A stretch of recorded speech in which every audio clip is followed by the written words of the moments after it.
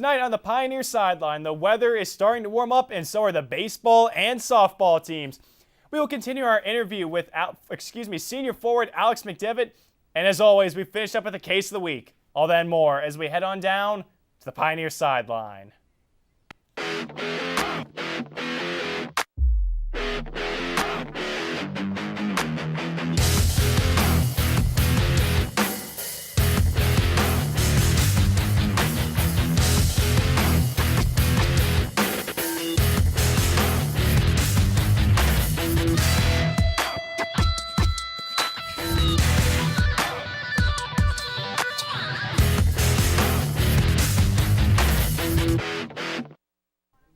Welcome to the Pioneer Sideline. I'm your host, Chris Hoffman. The baseball team has just had a fight with, more than just opponents this spring, as Mother Nature has caused several games to be postponed. But our media partner from the Globe, Alex Stumpf, joins us to see what they were able to do once the weather cleared.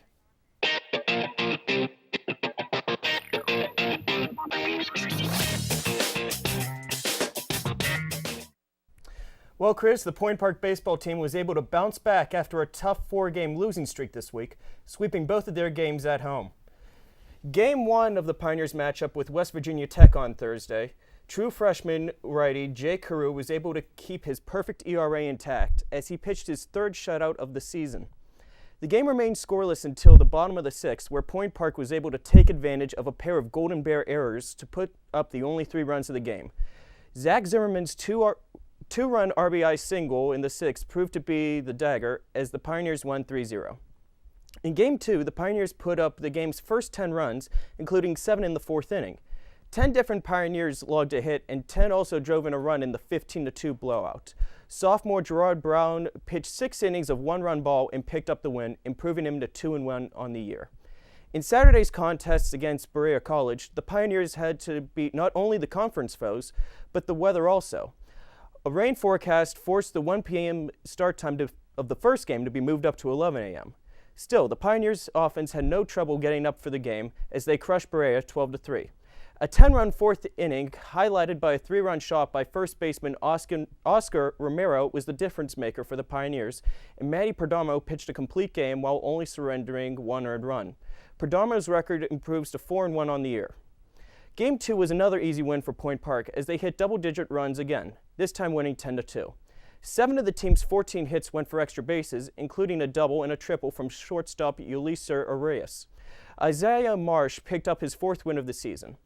The second series against Berea that was planned to be played Sunday was postponed with no makeup time set yet. Some players were also given awards this week, with Arias taking home KIAC Player of the Week honors and Haru winning Best Pitcher. Haru's 3-hitter against West Virginia Tech and Arias' 8 RBIs and 5 extra base hits were the highlight performances in the KIAC this week. The Pioneers also played April 1st against West Virginia State and won Game 1 5-2 after a 3-run 7th inning. The second game was not known whenever we were recording. They also have a game on Friday and Saturday against KIAC rival Alice Lloyd College. Now, Alex, they've really had to battle the elements and seen a lot of postponed games, but they have gone some in this week. How big is it for them to at least stay on the field and especially getting some wins as they did at home this past week? Well, rust is the number one thing that could derail this team, so it's very important that they were able to beat the elements for the most part. A postponed game won't kill them, but being able to play 4 this week will definitely help.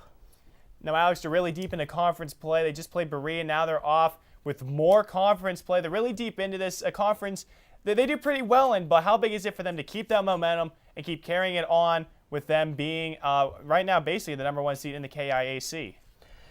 You know, they almost had the momentum broken last week, but a couple key wins against the KIAC foe, they're back on track and they're back to being the favorites for the rest of the year. All right, thanks, Alex. Zach Aaron now joins me with this week's Regional Sports Report. Thanks, Chris. The biggest news of the week is that the MLB season is now officially underway. There were games going on all over the league, including the Pirates hosting division rivals Chicago Cubs. The game turned out to be a pitching duel as neither starting pitchup let up a single run. The game was scoreless until the bottom of the 10th when Pittsburgh native Neil Walker sent one deep for a walk-off solo home run to give the Pirates the win. The biggest factor in that game was the pitching. Pirates starter Francisco Liriano went 6 innings, giving up 0 runs, striking out 10, and walking 3. He's only the 4th Pirates starter to strike out 10 in an opening day start in Pirates history. The Pirates will continue their series with the Cubs on Wednesday. In other news, people in Philadelphia are still trying to figure out why the Eagles made a big decision about their number 1 wide receiver. Deshaun Jackson was released this past week due to suspicion of gang involvement.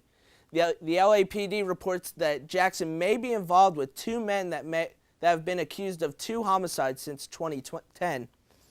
Nothing has been proven, however, so it appears that the Eagles are just taking some precautionary measures. This past season was statistically the best for Deshaun Jackson, as he had 82 receptions for over 1,300 yards, leading to his 3rd Pro Bowl selection. There are a few teams interested in picking up the free agent, including the Raiders, Panthers, and the Redskins. And finally, a quick update on the Pittsburgh Penguins. The Penguins have been on a bit of a skid as of late, as they've been 4-5-1 in their last 10 games. They look to stop the skid as they start their final month tonight, as they will take on the Carolina Hurricanes. They only have 7 games left to play, but have almost secured their Metropolitan Division title, with their next closest competitor, the New York Rangers, being 13 points out.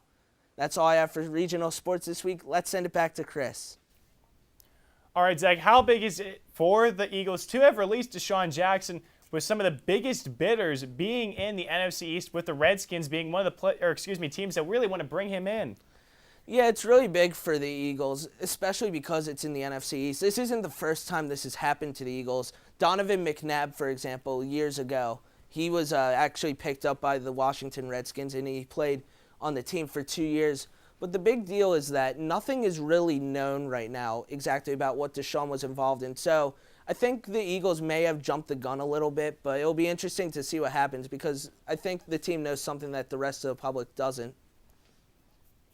Now, real quick, before we get a break here, Zach, the Pirates, they started off well here in Game 1. What is your expectation for the rest of the season? I expect the Pirates to have a similar season to what they had last year, with a pretty well above 500 record. I mean, the pitching's really going to carry them. They have one of the best bullpens in the major leagues. I expect them to go to the playoffs. Thanks, Zach. After the break, find out who will be missing the Masters for the first time in 20 years. And how hot is the softball team doing right now? Well, they're hot enough. They're heating it up on the diamond.